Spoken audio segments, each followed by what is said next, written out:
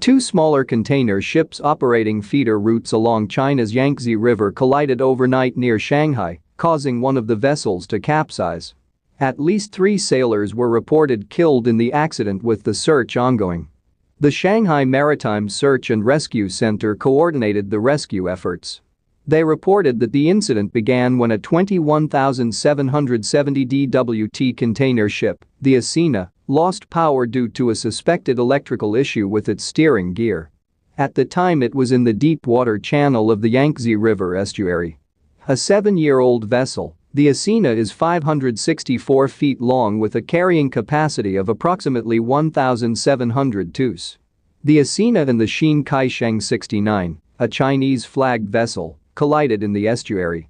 The Chinese ship is approximately 20,000 DWT with a length of 541 feet and a carrying capacity of 652. The Shanghai 69 capsized, and the 16 crew on board went into the river.